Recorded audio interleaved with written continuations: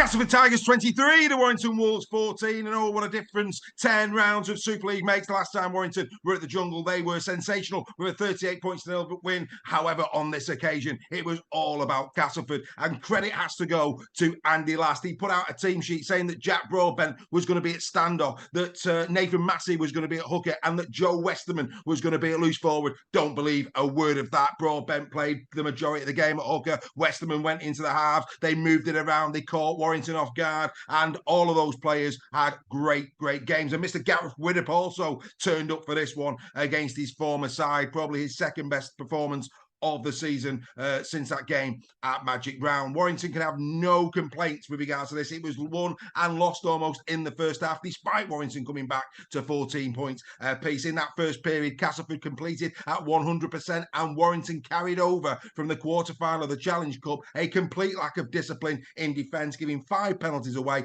and just did not respect the ball in attack. 8 errors. You're not going to win a game of rugby league when you're playing that poorly and the other team are being clinical. That said, of course, Warrington did, of course, come back to 14 points apiece in this one. But let's talk a little bit more about Castleford. I have to give great credit to Liam Watts and to George Griffin. Both of these two players on the day put in huge minutes and were destructive down the middle. Watts doing 124 metres and Griffin doing 101. Both of those players must have played well over 60, maybe even getting on for 65 minutes in this game.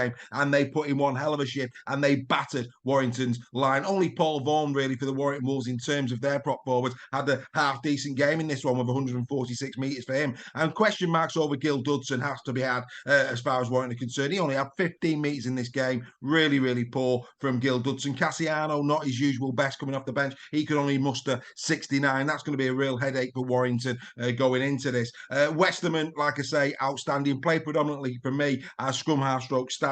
He made 2 of the tries for the Castleford Tigers and had an all-round good game. As for Widdop, well, he was very clinical with the boot, getting 5 from 7 kicks. And that was the thing about Castleford in this game. They just kept moving the scoreboard over. If there was an easy 2 points to be had, they took it. And I have to give Gareth Widdop so much credit. A 45-metre drop goal that put them 15 points to 14 back ahead against Warrington. The game was still on at that point, but what a sensational effort that one was from Gareth Widdop just to put their noses back in the lead. As for Broadbent, well, of course, we've been talking about Broadbent quite a lot now. We think he's a great player and he's really playing well this season for Castleford Tigers. And of course, he got the decisive try right at the end that broke Warrington Wolves' hearts. And of course, now this gives Castleford that 6-point cushion again over Wakefield. Wakefield losing against the Robins, of course, and that'll make Andy Last sit a lot more comfortable. They've got a tricky fixture coming up. They go to St Helens away next time out. Then it's Lee Leopards at home, and then it's Hull FC away. So 3 really tricky pit fixtures coming up for Castleford. But like I say, that win against Warrington, the win against Leeds as well.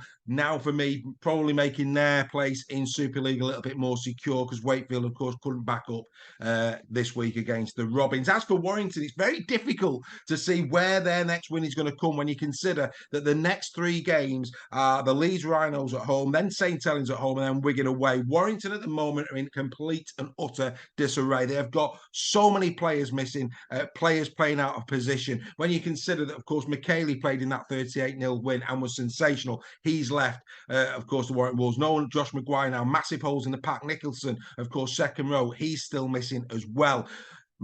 In this game, Harrison was adjudged to have done a hip drop tackle. Chances are the disciplinary committee are going to get him out for the Leeds game. So no Harrison as well. Stephen Ratchford went off with a HIA. He took 2 big blows to the head. The first one he was okay. The second one he went off for a HIA assessment. The likely is that Stephen Ratchford is going to be missing for the Leeds game as well. That means that pretty much Matautia in the halves. Riley Dean now, I just can't see Riley Dean staying at Castleford Tigers. I think Warrington are going to have to bring him back because, of course, Leon Hayes is missing for the Warrington Wolves. So it's going to be possibly Riley Dean and Matautia that are going to have to play in the halves back. That means that Minikin and Wrench, I thought Wrench again was outstanding. He took his try superbly well. Keep an eye on Connor Wrench. What a player this guy's going to be. But yeah, Wrench and Fulis on one side, Minikin and Ashton on another. Dufty should be okay, unless actually they do what they did at the end of this game. For those who didn't see the game, when Ratchford went off, they put Dufty up into the halves. They put Fulis in at fullback, Russell on the wing.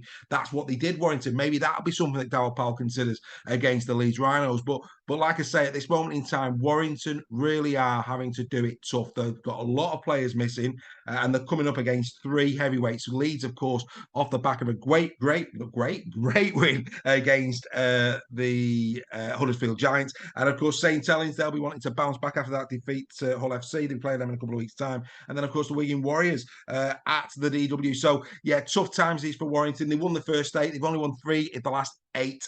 So how their fortunes have changed. And, of course, because of the congestion of the league, if Warrington don't get anything from those 3 points, they'll be probably at the bottom end of the playoff places as opposed to the top end, which will be very different to where they've been all season. So it's very much game on now for the Warrington Wolves. As for Castleford, congratulations have got to go to Castleford. Like I say, if you get the chance to watch the game, you'll be incredibly impressed by George Griffin and Liam Watts in the forward line. They were absolutely on it. Westerman, sensational. Broadbent, great try. And like I say, Gareth Widdop really did shine for the Castleford Tigers. So the Castleford Tigers 23, the Warrington Wolves 14. Don't forget to comment, like, subscribe, tell your friends about us, and we'll see you next time on In the Sheds.